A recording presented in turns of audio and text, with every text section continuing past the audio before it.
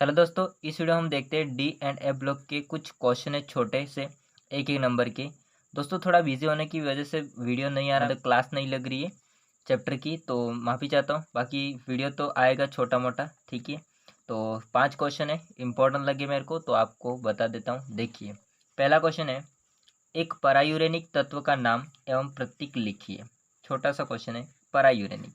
दोस्तों आपको पता होगा परायूरेनिक किसको कहते हैं।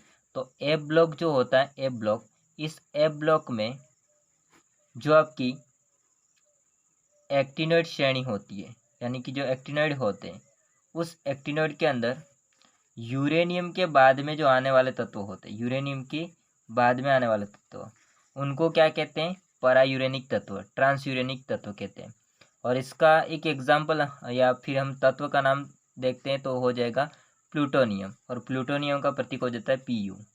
नेक्स्ट क्वेश्चन है, संक्रमण तत्वों को डी ब्लॉक के तत्व क्यों कहा जाता है? अब देखो, संक्रमण तत्वों को डी ब्लॉक के तत्व, ये दोनों अलग अलग चीज़ें होती हैं।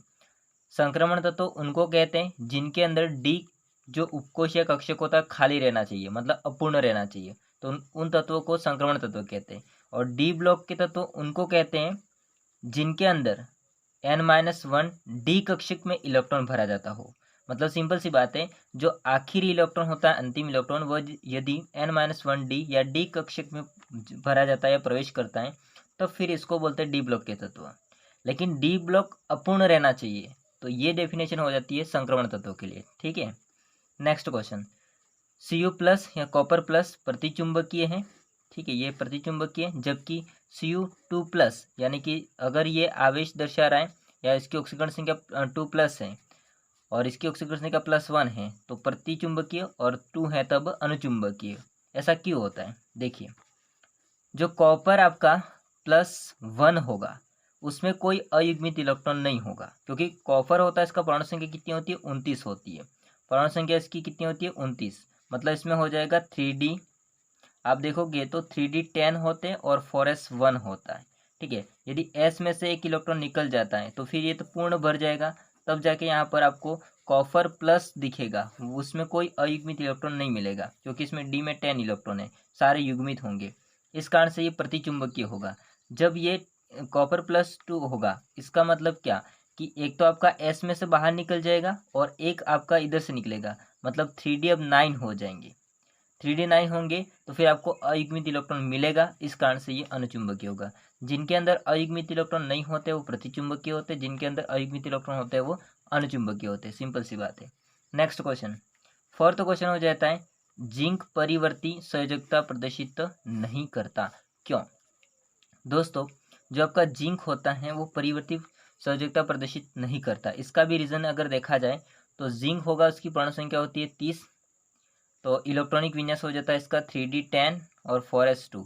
आप देखोगे तो ये D होता है वो कंप्लीट भरा है, S भी कंप्लीट भरा है। यदि ये चाहता है तो ये 2 इलेक्ट्रॉन निकाल करके 4s0 हो जाता है, यानी कि पूरी तरह से खाली हो सकता है।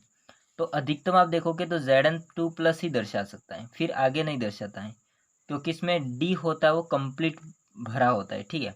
तो Zn+2 आयन में बाह्य कोश, Zn+2 आयन में बाह्य कोश कौन सा हो जाएगा? 4s, वही 4s। उसमें से 2 इलेक्ट्रॉन निकल जाने पर 3D उपकोश होता है पूर्ण वर्ग स्थिति में आ जाता है या रह जाता है। जो आपका 3D होगा वो 10 रहेगा, ठीक है। इस कारण से परिवर्ती संयोजकता को प्रदर्शित नहीं करता। नेक्स्ट क्वेश्चन, पांचवा क्वेश्चन है, क्रोमियम 2+ एक प्रबल अपचायक है, ठीक है, क्यों? कारण दीजिए। दोस्तों क्रोमियम 2+ एक प्रबल अपचायक है, ऐसा क्यों होता है? क्योंकि क्रोमियम 2+ होता है, उससे क्रोमियम 3+ बनने में 3D4 से 3D3, मैं इसको इलेक्ट्रॉनिक कॉन्फ़िगरेशन आपको समझाता हूँ। क्रोमियम होता है, इसका परमाणु संख्या होता है 24। यदि मैं इसकी बात करूँ तो इलेक्ट्रॉनिक कॉन्फ़िगरेशन का, तो 3D कितना हो जाएगा? यहाँ पर 3D होना चाहिए, यहाँ पर 4, बट 4 नहीं होता, ये होता है 5, और आपका जो 4s होता है 1 होगा, ठीक है। तो यहाँ पर अगर मैं बात करूँगा क्रोमियम+2 की, तो इसमें क्या होगा? एक इलेक्ट्रॉन इससे बाहर निकलेगा और एक इलेक्ट्रॉन इससे बाहर निकलेगा, तो अब कितना बचेगा? 3D4। तो 3D4 से 3D3, यानी कि 3D4 से 3D3 एक इलेक्ट्रॉन और निकल जाएगा। तो पहले कितना था? क्रोमियम 2+ था, और यहाँ पर अगर निकल गया एक इलेक्ट्रॉन तो कितना बचेगा? क्रोमियम 3+ बनने में 3D4 से 3D3 में परिवर्तित हो जाता है। ये मैंने डी लिखा है, D4 से D3 में परिवर्तित हो जाता है।